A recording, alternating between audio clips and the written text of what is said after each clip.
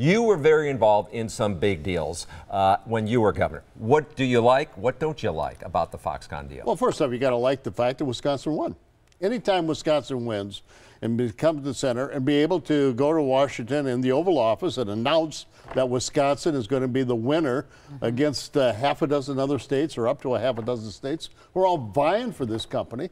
You know, that's a tremendous thing. That kind of publicity you can't buy.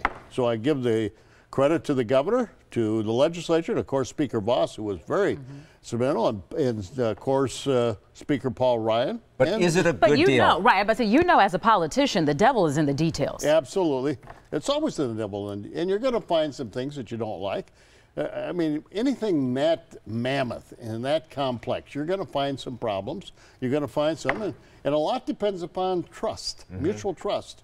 Is the individual, Mr. Gu, is he somebody that you can really rely upon? I hope he is.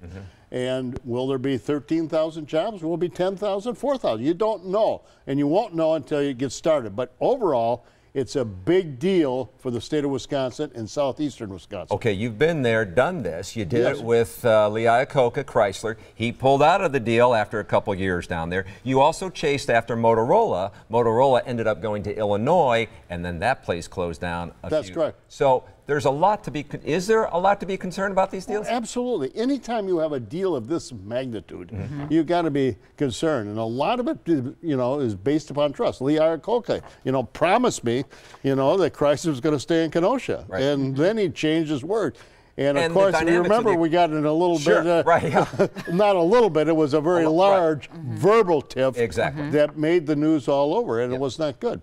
But how do you speak about trust and the trust between the company's owner as well as the state, but how about the trust in the legislature with the Democrats and the Republicans trying to come to some compromise and pushing this deal forward? But that's legislation.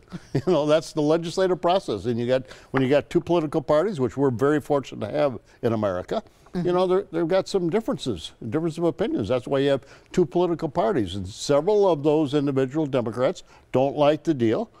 Some because it's Governor Walker, others because they got some genuine concerns about it. And those concerns were brought out in the debate. They were not incorporated into the legislation, and we'll see whether or not they actually were correct when it comes The number $3 billion doesn't scare you. $3 billion always scares me. I mean, you're talking real money. I mean, coming from Elroy, you know, $3 is a heck of a lot of money. I can remember we didn't have 3 cents back in the Thompson home, so $3 billion is a lot of money. But when you're dealing with a company this magnitude, you got to realize that Wisconsin was vying with 6 other states, and Wisconsin won out. That, you know, it was costly, it was expensive.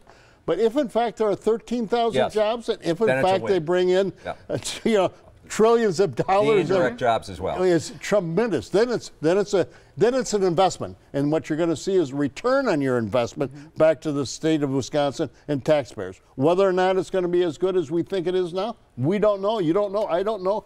But hopefully, you know, we will find out soon, and hopefully it'll be as good as we thought, or even better.